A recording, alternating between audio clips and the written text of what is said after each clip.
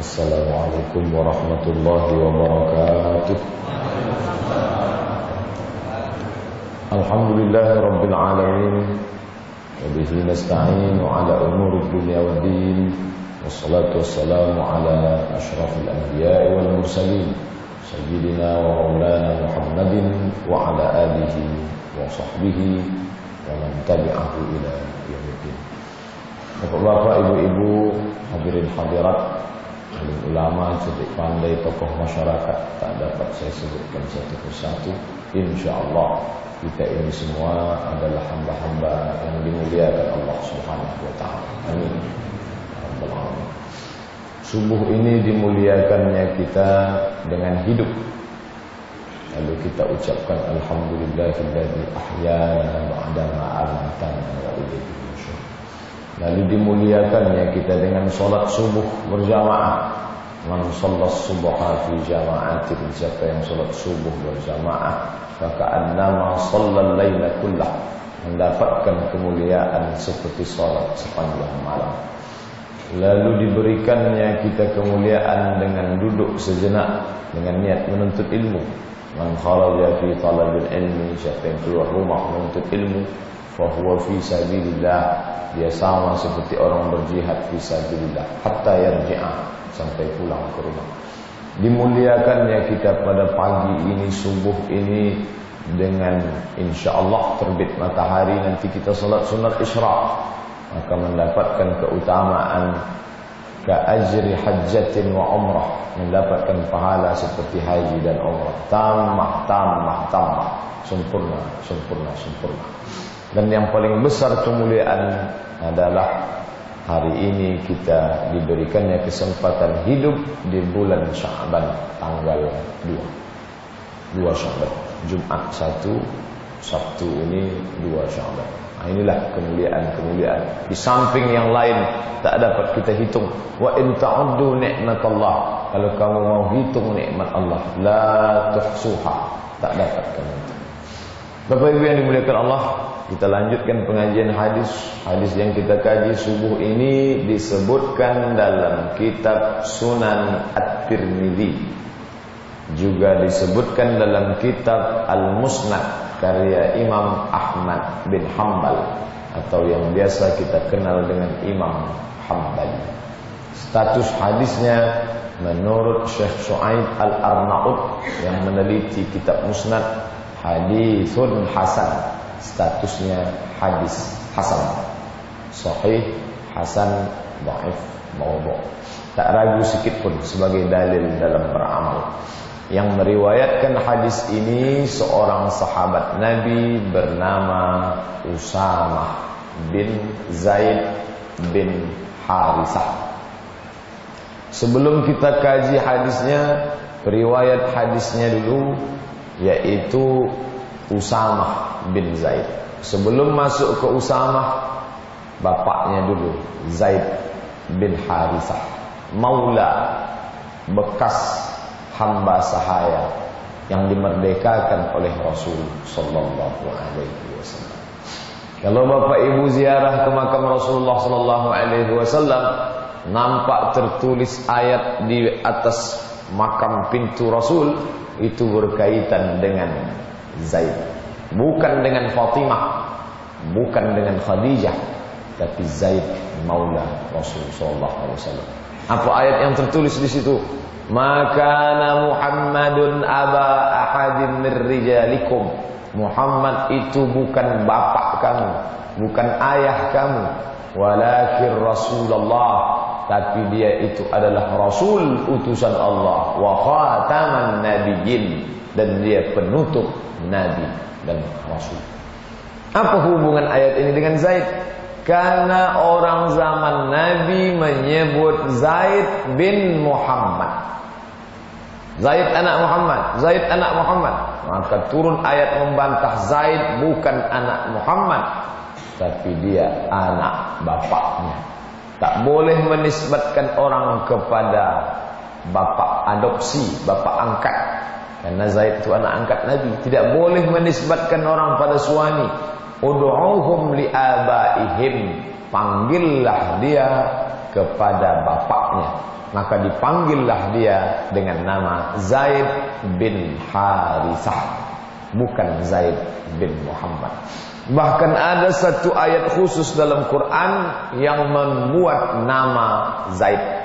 Tak ada ayat dalam Quran Abu Bakar, yang ada hanya kiasan. Idhuma fil ghar, ketika mereka berdua di dalam gua. Idh yaqulu li sahibihi, ketika dia berkata kepada sahabatnya, la takhaf, jangan kau takut, wala tahzan, jangan kau sedih, innallaha ma'ana, Allah bersama kita.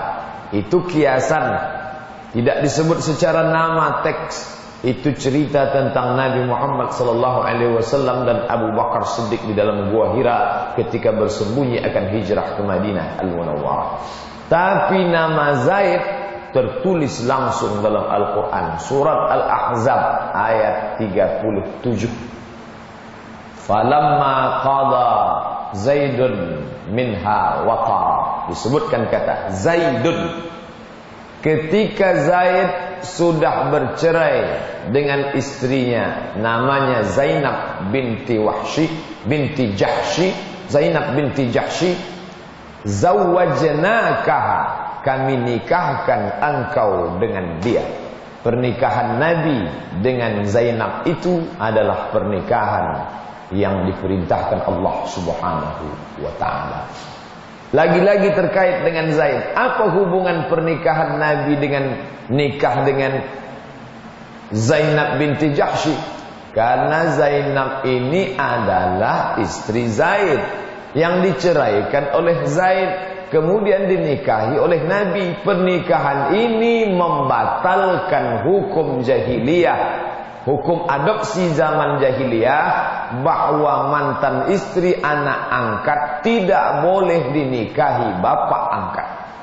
Maka untuk membatalkan ini tidak hanya dengan ayat melarang, tapi langsung dilakukan Nabi, karena untuk membatalkan hukum yang lalu. Maka Allah katakan, zawwajnakaha, kami yang menikahkan engkau dengan dia. Maka terkait lagi dengan Zaid, karena Zaid anak angkat Nabi sallallahu alaihi wasallam.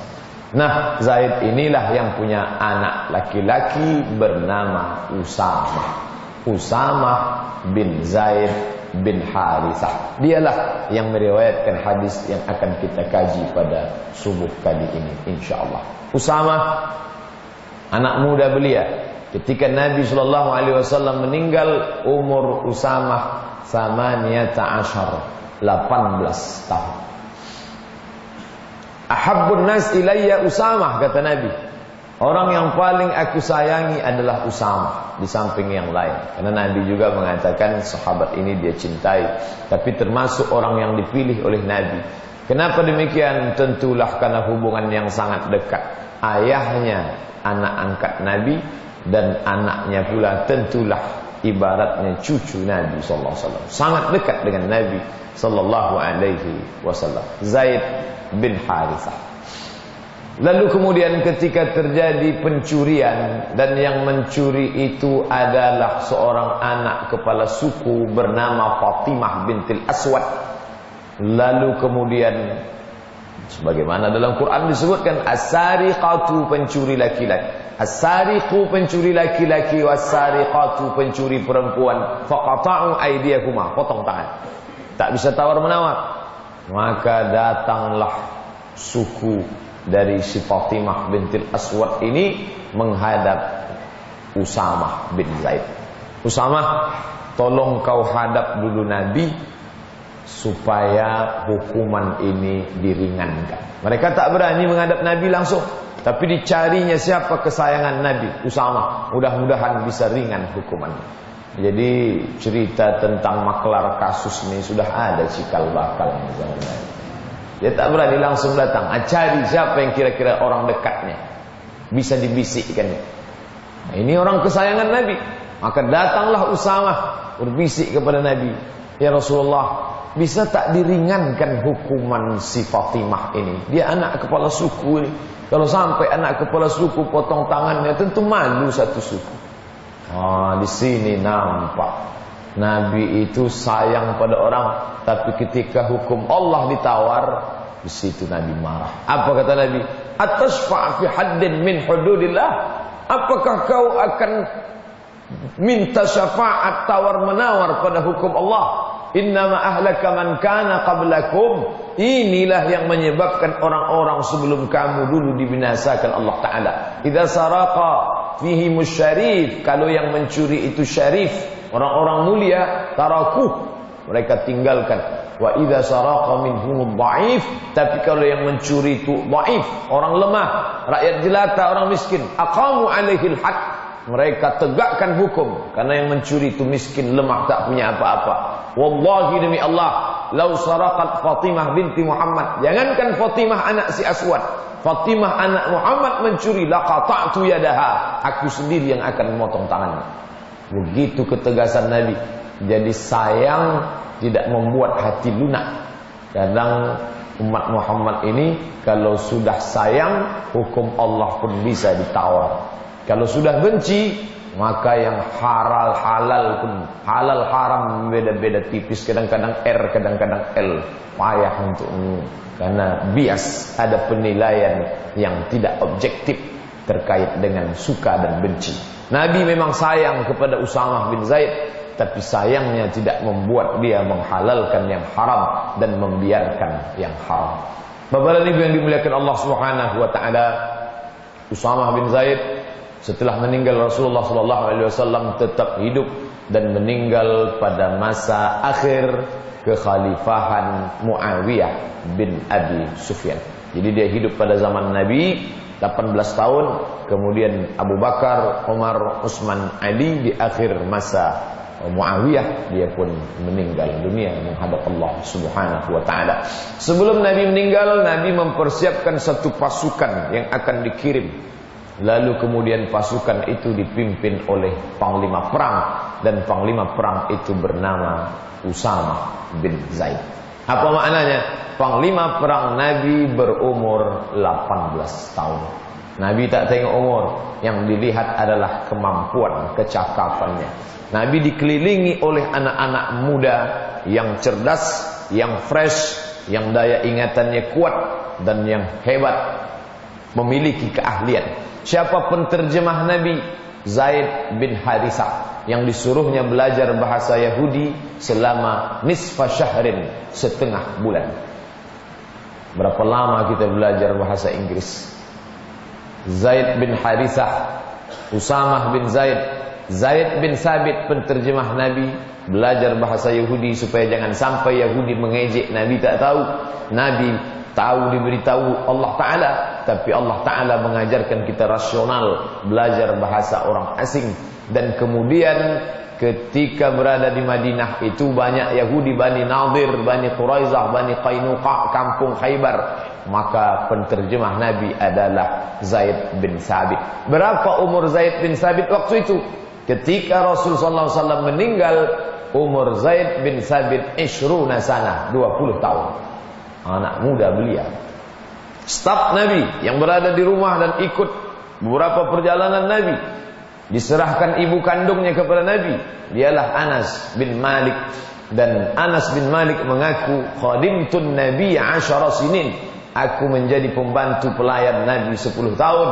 Dan pada saat diserahkan ibunya, umur dia 10 tahun. 10 tambah 10, maka pada saat Nabi meninggal, umur dia 20 tahun. Jadi Nabi dikelilingi oleh orang-orang yang muda. Mereka inilah yang berjuang bersama Nabi Sallallahu Alaihi Wasallam. Di samping itu ada pula yang tua seperti Abu Bakar Siddiq, yang umurnya tidak begitu jauh, hanya beberapa tahun dari Nabi Sallallahu Alaihi Wasallam. Ada pula Utsman bin Affan, ada pula Abdullah ibnu Mas'ud, ada pula Sa'ad bin Abi Waqqas, dan lain-lain sebagainya. Nah, Bapak Ibu yang dimuliakan Allah Subhanahu wa taala, maka suatu ketika bertanyalah Usamah bin Zaid kepada Nabi Muhammad sallallahu alaihi wasallam. Inilah hadis yang akan kita kaji subuh ini. Apa kata Usamah? Ya Rasulullah, wahai Rasulullah, lam araka tasumu syahran minasy-syuhur. Aku tidak pernah menengok engkau melaksanakan puasa syahran minasy-syuhur, di antara bulan-bulan yang banyak ini, mata sumu fi Sya'ban, mata sumu min Sya'ban, seperti puasa engkau di bulan Sya'ban. Banyak, tapi puasa engkau di bulan Sya'ban ini lebih dari seperti bulan-bulan biasa. Ada apa wahai Rasulullah? Lalu Rasul pun menjawab. Qala Rasulullah sallallahu alaihi wasallam. Rasulullah bersabda, apa kata beliau? Dzalika syahrun yaghfulun nas. Itulah bulan yang banyak dilupakan orang. Baina Rajab wa Ramadan.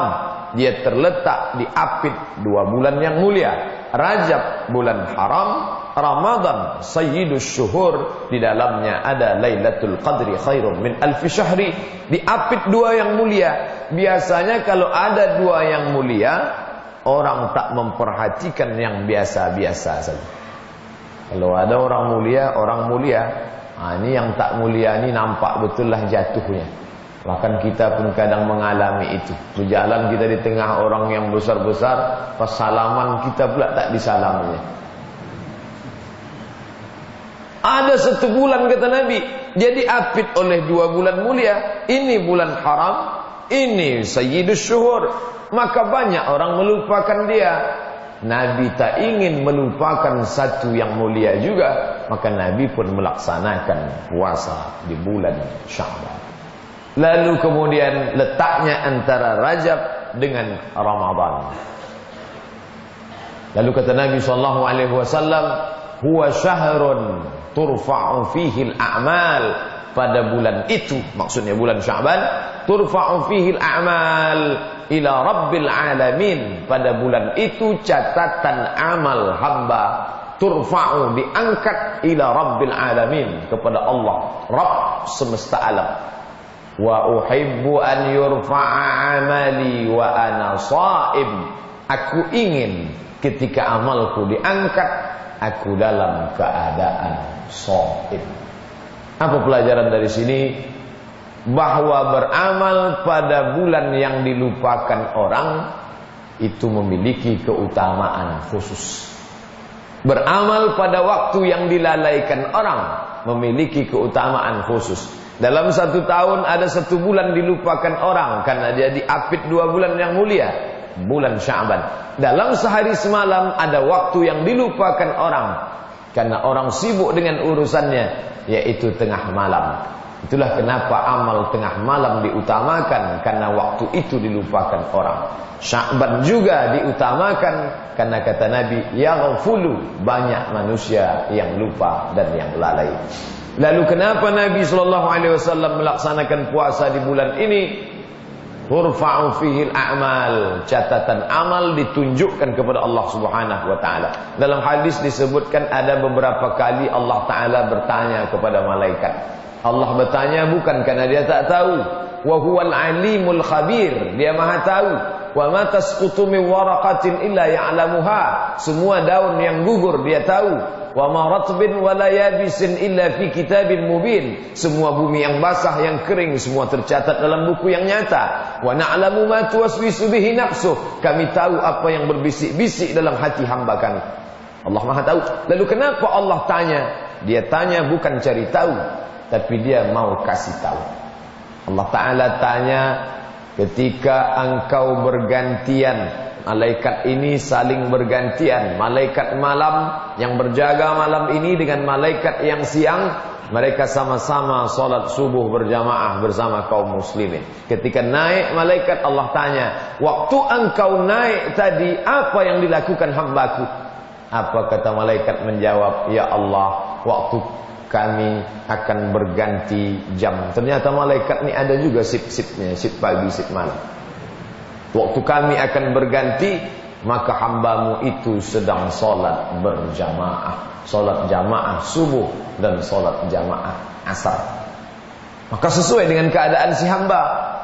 Saat hamba itu ditanya Allah Ta'ala si malaikat, apa kerja hambaku saat engkau bergantian? Mereka sedang macam-macam sesuai dengan perbuatannya masing-masing. Maka begitu juga dengan puasa ini. Ketika engkau bawa buku catatan hambaku ini, dia sedang apa?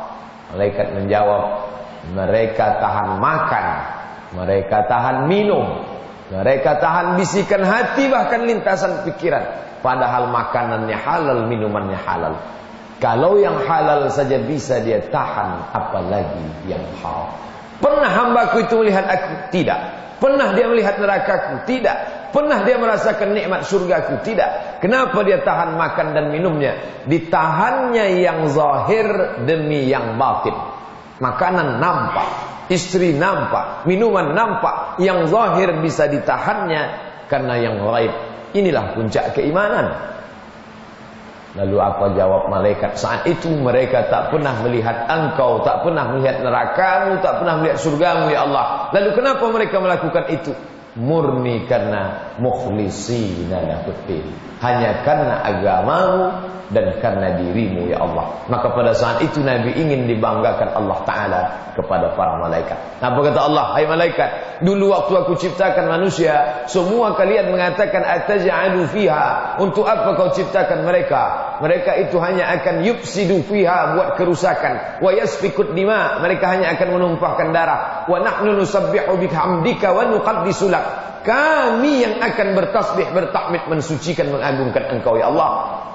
Di balik cakap itu, apa kata Allah? Sekarang kamu lihat makhluk yang dulu katanya akan durhaka, berperang, berkelahi, mereka tahan makan minum karena memuliakan aku. Mudah-mudahan kita termasuk orang yang dimuliakan Allah pada malaikat. Amin. Amin ya rabbal alamin.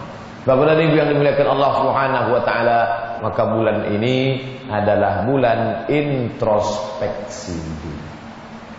Karena bulan ini catatan amal kita di bawah. Sejak kapan amal ini dicatat? Siapa yang mencatat? Dan bagaimana riwayat tentang ini? Rufi'al qalamu an salasatin. Ada 3 orang qalam, pena. Rufi'al qalam, pena diangkat. Ini kertas. Siapapun orangnya, penanya mencatat. Bangun subuh, mulailah mencatat pena. Masuk kamar mandi, Allahumma inni a'udzubika minal khubuthi wal khaba'ith. Melangkahkan kaki datang ke masjid, semua dicatat.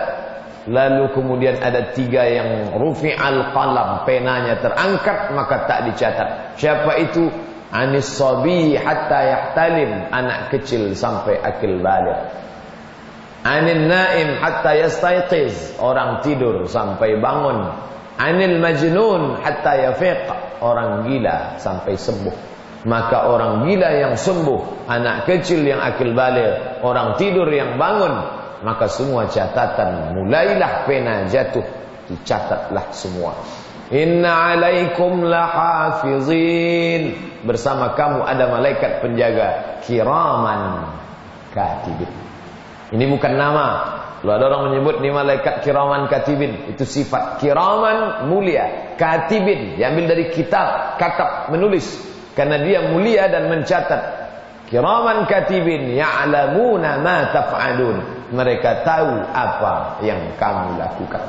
Lalu semua buku catatan ini nanti dikumpulkan, tapi ada yang dihadapkan kepada Allah setahun sekali, yaitu pada bulan Sya'ban. Maka kita introspeksi diri selama setahun ini, dari Sya'ban yang lalu ke Sya'ban yang ini, berapa banyak dosa, berapa banyak yang baik-baik tak usah kita hitung. Di antara pesan Nabi Isa alaihissalam, uktumu hasanatikum kama taktumuna sayyiatikum. Sembunyikan perbuatan baik sebagaimana kamu menyembunyikan rapat-rapat perbuatan buruk. Yang baik biarlah tinggal pada baiknya, yang buruk kita ingat-ingat supaya kita sadar diri bahwa banyak perbuatan ini terlupakan. Kita ingat supaya tak terulang di masa akan datang. Sekecil apa perbuatan itu akan ditunjukkan di hadapan Allah. Faman ya'mal mithqala dzarratin khairan yarah. Sebesar biji sawi, yarah. Allah Ta'ala tak mengatakan ya'lam, dia tahu, tapi disebut di situ dengan kata yarah, diambil dari kata ra'a, menengok dengan mata. Sekecil biji sawi pun akan ditunjukkan dalam buku catatan yang nyata, yarah, mata akan menengoknya, balasan akan diberikan. Bapak Ibu yang dimuliakan Allah Subhanahu wa taala. Maka dalam surat Al-Isra, apa kata Allah Ta'ala? Iqra. Dalam surat Al-Alaq, Iqra bismi rabbikal ladzi khalaq. Baca Quran, baca buku, baca alam semesta, baca yang terlintas, baca yang tertulis, baca yang tersirat. Tapi pada surat Al-Isra, Iqra kitabak, baca buku catatan amalmu. Saat itu kita disuruh membaca, tidak lagi membaca Quran, tapi disuruh membaca buku catatan amal. Lalu apa kata Allah? Kafa binafsikal yawma 'alaika hasiba. Cukuplah buku itu sebagai alat penghitung hasiba. Dari kata hisab, semua penghitungnya tertulis dalam buku catatan yang nyata. Ketika buku itu diberikan kepada kita, lalu ada hamba-hamba yang berdosa, dia buka buku catatan itu lembar demi lembar, dari mulai sampulnya halaman pertama, halaman penutup sampai habis. Lalu dia sendiri pun heran. Apa kata dia dalam surat Al-Kahfi? Ma li hadzal kitab, mengapa buku catatan amal saya ini la yughadiru saghiratan wala kabiratan illa ahsaha. Itulah kenapa disuruh tiap malam Jumat baca surat Al-Kahfi. Kenapa? Paling tidak ada evaluasi mingguan, sepekan sekali saat dibaca tentang buku catatan amal. Ma li hadzal kitab, mengapa buku catatan amal saya ini la yughadiru saghiratan, semua yang kecil-kecil, wala kabiratan, semua yang besar-besar, illa ahsaha, dia tercatat, terhitung dalam buku catatan yang nyata. Kepada Nabi yang dimuliakan Allah Subhanahu wa taala, dalam hadis pula dikatakan man qara'a Yasin, siapa yang membaca Yasin lailatan, pada suatu malam, ghafarallahu lah, Allah mengampuninya. Dalam riwayat lain asbaha maghfuran lah, pada waktu subuhnya dia diampuni. Kenapa begitu hebat keutamaan Yasin? Kata Imam Ibnu Katsir, isnaduhu jayyid, sanadnya baik. Tiap malam dibaca. Kenapa? Karena di dalam itu juga bercerita tentang transkrip buku catatan yang nyata. Bapak Ibu semua hafal ayatnya. Wa naktubu ma qaddamu wa atharahum. Wa naktubu, kami tulis ma qaddamu, semua yang mereka lakukan dulu. Wa atharahum, bahkan sampai pada bekas-bekasnya semua tercatat. Wa kulla syai'in ahsaynahu fi kitabim mubin, semuanya kami catat, kami hitung dalam buku catatan yang nyata. Bapak Ibu yang dimuliakan Allah Subhanahu wa taala, makin canggih alat telekomunikasi multimedia, makin membuat orang mudah untuk mencerna apa yang disebut dalam Quran. Saya yakin zaman bapak ibu, datuk nenek kita dulu, kalau ditanya mereka atau mereka baca Quran, semua buku catat amal dicatat, semua amal dicatat dalam buku yang nyata. Tentu dia berpikir kira-kira setebal apa buku itu, karena bayangan dia kertas yang bertimbun-timbun sampai 63 tahun. Tapi dengan canggihnya sekarang, bapak ibu bisa bayangkan dulu 40 giga, lalu berubah menjadi 200 giga, sekarang menjadi 1 tera. Buku yang 5.000 buku sekarang bisa dipres dalam bentuk program Syamilah yang hanya 19 giga.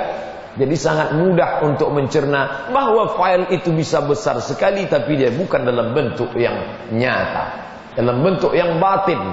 Di kantong mahasiswa dalam satu flash disk kecil bisa menyimpan ribuan, ratusan ribu buku. Maka tak mustahil kalau makhluk saja bisa menciptakan alat seperti itu, apalah sulitnya bagi Allah untuk mengumpulkan buku catatan manusia. Tak terbayang oleh orang zaman dulu bagaimana mungkin pembicaraan itu bisa tertulis. Tapi kita menyaksikan di TV langsung, bisa ditampilkan di slide. Ini pembicaraan kamu jam sekian, hari ini, tanggal segini, tepat. Rekaman suaranya ada, rekaman gambarnya ada, transkrip tulisan ada. Tapi lidah tetap juga membela. Apa kata lidah? Saya korban konspirasi. Nah, di hadapan Allah nanti apa bisa juga kita mengatakan ketika ditampilkan Allah Ta'ala, apa kata Allah? Iqra kitabak, baca buku catatan. Lalu saat itu bisa kita katakan saya korban konspirasi. Al-yawma nakhtimu ala afwahihim wa tukallimuna aydihim wa tashhadu arjuluhum bima kanu yaksibun. Maka bulan inilah bulan perenungan. Tapi kadang kita nih, zaman dulu orang kalau sibuk siang, orang muhajirin sibuk berdagang, orang ansor sibuk bertani. Siang tak bisa introspeksi diri, malam mereka bangun tahajud jam 2 malam. Zaman kita zaman aneh, zaman edan, jam 2 malam pun tak juga bisa introspeksi diri. Jam 2 malam itulah Atletico Madrid sedang ramai-ramai. Jam 2 malam dimatikan HP. Kalau tidak, di situ pula ada orang miss call SMS. Tak ada lagi siang malam. Maka kalau kita tidak mengkhususkan diri, kita tidak akan menemukan waktu untuk introspeksi diri. Maka 11 bulan ini, 1 bulan ini kita jadikan. Tapi bukan makna introspeksi diri, buku catatan amal diangkat, lalu bapak ibu besok mengurus surat cuti, berhenti kerja sebulan. Bukan itu maknanya. Kita tetap dalam kehidupan kita yang normal dan wajar, tapi dalam amal itu ada perenungan. Apa yang sudah saya lakukan, apa yang sudah saya wujudkan, dan apa yang saya bawa nanti menghadap Allah Subhanahu wa taala. Wal tanzur nafsum ma qaddamat lighad. Hendaklah setiap diri memikir, merenung apa yang sudah dia persiapkan untuk dibawa besok menghadap Allah Subhanahu wa taala. Sesuai dengan profesi kita masing-masing. Yang dititipkan Allah Ta'ala dengan ilmunya, maka dia sampaikan, inilah yang tak akan putus, ilmun yuntafa'u bih. Yang dititipkan Allah Subhanahu wa Ta'ala hartanya, maka dia pakai itu. Itulah yang tak akan putus. Apa dia? Shadaqatun jariyah. Yang dititipkan Allah Ta'ala kekuasaan, segenggam kekuasaan dalam tangannya, pakai itu. Untuk apa? Itulah yang akan dibawa mati. Man sanna fil islami sunnatan hasanatan. Siapa yang membuat suatu tradisi yang baik, falahu ajruha, dia dapat pahalanya. Wa ajru man amila biha, dia dapat pahala orang lain yang melakukannya setelah dia mati. Min ghairi an yanqusa min ujurihim syai'un, tanpa mengurangi sedikit pun dari amal mereka. Yang melakukan dapat, yang menjadi sumber inspirasi dapat. Maka kalau kita diberikan kuasa Allah Ta'ala, bisa kita menjalankan tradisi yang baik. Sebelumnya orang tak tahu apa-apa tentang pendidikan agama, lalu kita masukkan program pendidikan agama. Sebelumnya orang tak peduli tentang hukum Allah, lalu kita masukkan dalam bentuk perda syariah. Sebelumnya orang tak peduli tentang silaturahim, lalu kita buatkan pengajian pagi lengkap dengan acara kebersamaan, menjalin ukhuwah dan silaturahim. Dilaksanakan orang setelah kita pun mati menghadap Allah. Tapi orang yang melaksanakan itu bahkan ratusan tahun ke depan, kita akan tetap mendapatkan, inilah investasi akhirat yang tak putus, dipotong oleh waktu dan zaman. Karena kalau sekedar mengharapkan amal kita ini amat sangat pendek dan singkat, Bapak Ibu. 63 tahun. Kalau nabi-nabi dulu ialah Nabi Nuh alaihissalam sampai 950 tahun. Saya membayangkan andailah hidup di zaman Nabi Nuh 950, bosan sekali mungkin. Ya kalau hidup enak, kalau hidup tak enak. Bayangkan, satu sisi dia memang amal baik, tapi kan tak semua orang dapat buat baik. Memang betul orang Islam itu prinsipnya dua saja. Waj'alil hayata ziyadatan li fi kulli khair. Kalau kau takdirkan aku hidup besok, jadikan hidup itu tambahan kebaikan. Waj'alil mauta rahatan li min kulli syarr. Kalau kau takdirkan mati malam ini, mati menjadi peristirahatan dari perbuatan jahat. Orang Islam itu cuma dua saja. Umurnya bertambah, amalnya bertambah. Kalau berhenti, dosanya berkurang. Itu orang Islam. Adapun orang kafir enggak, bertambah umur dosa bertambah, mati amal sikit pun tak ada sama sekali. Bapak Ibu yang dimuliakan Allah Subhanahu wa taala, introspeksi diri, merenung sejenak yang lalu-lalu, menetes air mata karena takut kepada Allah. Alhamdulillah. Ainani, ada dua mata, la yamassuhuman nar, tak tersentuh jilatan api neraka. Apa dia? Ainun bakat min khasyiatillah, mata yang menangis karena takut kepada Allah Subhanahu wa taala. Bangun di tengah malam mengenang dosa begitu banyak, lalu tak mampu rasa menebusnya, menetes air mata. Itulah yang disebut Nabi, sab'atun yudhilluhumullah. Ada 7 yang mendapat naungan Allah ketika tak ada naungan sama sekali. Siapa itu di antaranya? Rajulun zakarallah, orang yang berzikir mengingat Allah khalian, dalam keadaan sunyi sepi. fafadat ainahu, menetes air mata. Nah, pada Nabi yang dimuliakan Allah Subhanahu wa taala, maka bulan-bulan yang mulia agung ini kita isi dengan yang baik-baik. Tapi hanya puasa saja Pak Ustaz, itu yang dilakukan Nabi. Tapi yang lain juga dia lakukan pada waktu malamnya, infak sedekahnya, intinya diisi dengan amal baik dan tetap menjaga introspeksi diri. Kenapa? Karena ini yang akan kita bawa menghadap Allah Subhanahu wa taala. Bapak dan Ibu yang dimuliakan Allah, zaman sekarang hampir tak ada kesempatan orang untuk merenung sejenak dan sibuk memikirkan dunia. Dunia ini mesti dipikirkan karena kita hidup di dalamnya. Tak juga bisa orang pergi mengasingkan diri lalu dunia, kamu kenapa tak urus anak istri? Saya sudah serahkan kepada Allah Subhanahu wa taala.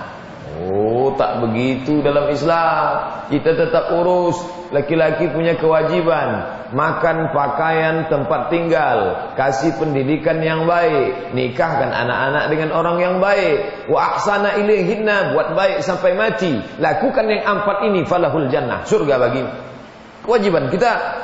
Bagaimana pula dengan perempuan? Tak bisa dia tinggalkan suami, anak lalu dia beribadah kepada Allah. Ini jahil. Husnu taba'ulil mar'ati li zawjiha. Seorang suami yang merawat istri, merawat keluarga, membesarkan anak-anak, merawat suami, sama seperti jihadnya laki-laki. Nah, ini pemahaman tentang amal ibadah. Jadi bahwa makna kita merenung sejenak, mengingat-ingat apa perbuatan yang tak dapat terampuni, lalu kita pun bertaubat kepada Allah Subhanahu wa taala. Ya ayyuhalladzina amanu, hai orang beriman, tubu. Makna tubu balik. Tubu padanan katanya irji'u, balik, pulang. Ini jalan aslinya, tapi saat melewati jalannya ada orang yang agak jauh sudah, maka disuruh balik. Baliklah ke pangkal jalan. Tubu ilallah taubatan nasuha. Kalau sudah balik, maka apa janji Allah Subhanahu wa taala? Yaghfir lakum dzunubakum. Allah taala mengampuni dosa-dosa di masa yang lalu. Bagaimana dengan dosa-dosa yang banyak itu? Apakah mungkin Allah taala ampuni? Innallaha la yaghfiru ay yushraka bihi. Allah tak mengampuni syirik. Wa yaghfiru ma duna dzalika liman yasha. Selain daripada itu diampuni Allah Subhanahu wa taala. Lalu bagaimana dengan orang yang syirik di masa lalu? Apakah tak terampuni sama sekali? Sahabat-sahabat itu rata-rata kalau yang masuk Islamnya setelah akil baligh itu rata-rata pernah syirik. Menyembah Lata, Uzza, Manat, Hubal, Jibti, Taghut, Naham, datang ke dukun. Tapi kenapa Allah Ta'ala tetap ampuni dan mereka disebut as-sabiqun al-awwalun, orang yang dulu masuk Islam, minal muhajirin, dari kalangan muhajirin, wal ansar dan ansar, walladzina taba'uhum bi ihsan, dan orang-orang yang mengikuti mereka dengan perbuatan baik. Mereka itu dikatakan Allah radhiyallahu anhu. Allah meridai mereka. Apa makna syirik tak terampuni? Makna syirik tak terampuni mati dalam keadaan musyrik. Mati dalam keadaan musyrik. Ulaika habitat a'maluhum, mereka itu gugur amalnya. Fala nuqimu lakum yaumal qiyamati wazna, amalnya tak ditimbang walaupun sebesar biji sawi. Yang buruk-buruk akan ditunjukkan, yang baik-baik hilang. Fala nuqimu lakum yaumal qiyamati wazna, tak kami timbang walau sedikit pun. Dan yang paling mengerikan, Allah Ta'ala tunjukkan amal itu. Wa qadimna ma'amilu min amalin. Ini solat, ini puasa, ini anak yatim yang kau tolong, ini sumbanganmu yang banyak. Wa qadimna, kami datangkan amal itu. Tapi betapa menyedihkannya ketika menengok amal banyak, disangka bisa menolong. Faja'alnahu haba'an mansura. Kami jadikan amal itu seperti debu ditiup angin.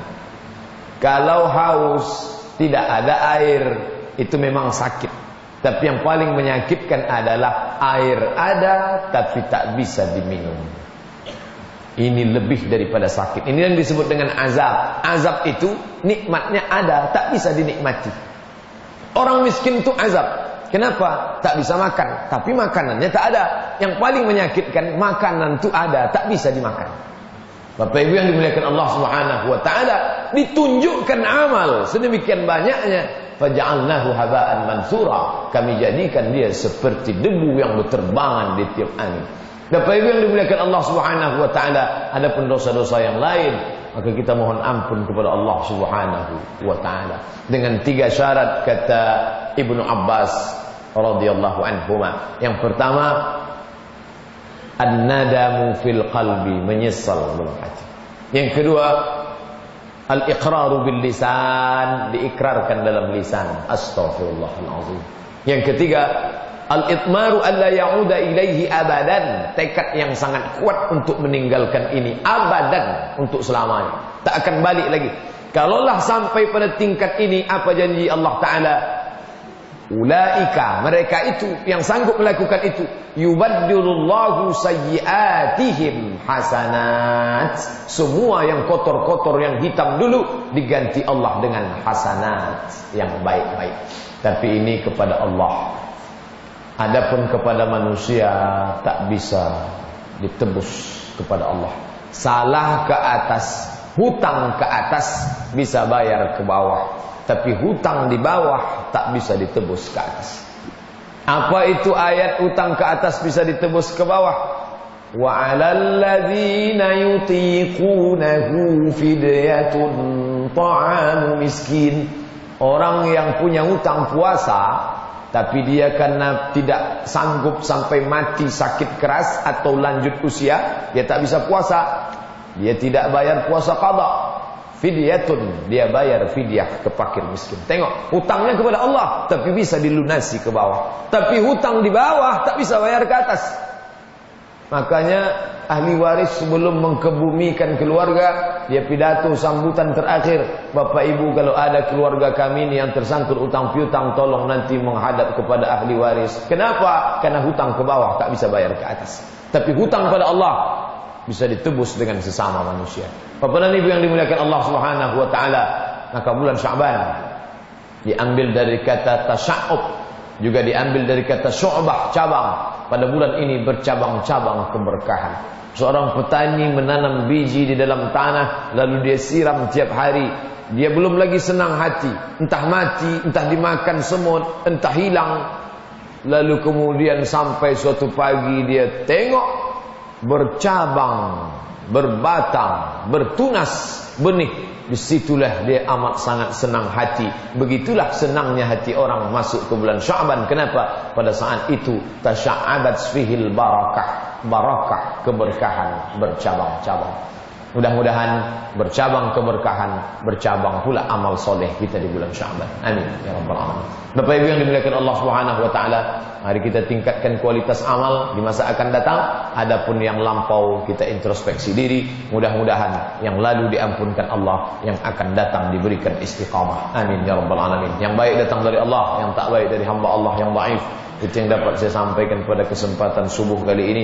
Ada hal-hal yang ingin Bapak Ibu tanyakan, akan kita bahaskan dalam tanya jawab insyaallah. Terima kasih. Wassalamualaikum warahmatullahi wabarakatuh.